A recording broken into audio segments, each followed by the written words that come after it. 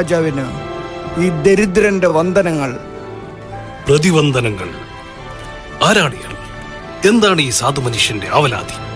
ഇയാൾ അഭിമലായൻ, നഗരാതിർത്തിയുടെ വടക്കുകിഴക്കൻ പ്രവിശ്യയിലെ ഒരു ദരിദ്ര കുടുംബത്തിന്റെ നാഥൻ. 3 പതിറ്റാണ്ടുകാലം ഇയാൾ ഒരു ഭൂവുടമയുടെ കൃഷിയിടങ്ങളിൽ കഠിനാധ്വാനം ചെയ്തു. പെരുമഴയുള്ളൊരു രാത്രിയിൽ പാടവരമ്പുകൾ തടകെട്ടി നിർത്തുന്നതിനിടയിൽ അപകടത്തിൽപ്പെട്ട് ഇയാൾ വികലാംഗനും നിത്യരോഗിയുമായി മാറി. അധ്വാനിക്കാനുള്ള ശേഷി നഷ്ടപ്പെട്ട ഈ മനുഷ്യനെ ഭൂവുടമ നിർദ്ദയം മാട്ടിപ്പുറത്താക്കി. നിസ്സഹായനായി അങ്ങയുടെ ദയക്കായി കേഴുകയാണ് ഇയാൾ. പ്രവിശ്യ ന്യായാധിപന്മാരുടെ വിധികൾ ഇയാൾക്ക് അനുകൂലമായിരുന്നില്ലേ? വിധി വൈപരീത്യം എന്നല്ലാതെ എന്തു പറയാൻ?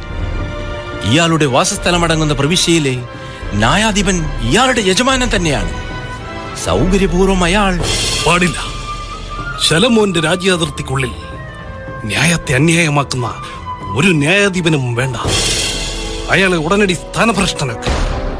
യുദ്ധകാലാടിസ്ഥാനത്തിൽ അയാളുടെ സ്ഥാവര ജംഗമ വസ്തുക്കൾ കണ്ടുകെട്ടുക. ഉത്തരവ് പോലെ. 3 പതിറ്റാണ്ടുകാലം അധ്വാനിച്ച ഈ മനുഷ്യനും കുടുംബത്തിനും ശിഷ്ടകാലം ജീവിക്കാനുള്ള സമ്പത്ത് അയാളുടെ സ്വത്തിൽ നിന്ന് തന്നെ അനുവദിച്ചു കൊടുക്കുക. അപകടത്തിൽ സംഭവിച്ച വൈകല്യം ചികിത്സിച്ച് ഭേദമാക്കുവാൻ മുതിർന്ന പിശകുരന്മാരെ ഏർപ്പാടാക്കൂ.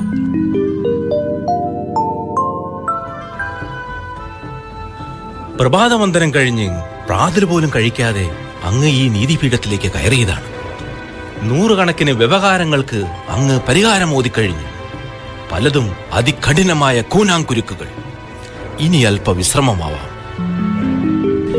ന്യായം കാംക്ഷിച്ചെത്തുന്നവർക്ക് അത് ലഭിക്കുമ്പോൾ ഉണ്ടാകുന്ന സന്തോഷം, അവരുടെ വദനങ്ങളിൽ പ്രകടമാകുന്ന ആശ്വാസം, ഇവ നൽകുന്ന സംതൃപ്തി വിഭവസമൃദ്ധമായ പ്രാതലിനേക്കാൾ എത്രയോ വലുതാണ്.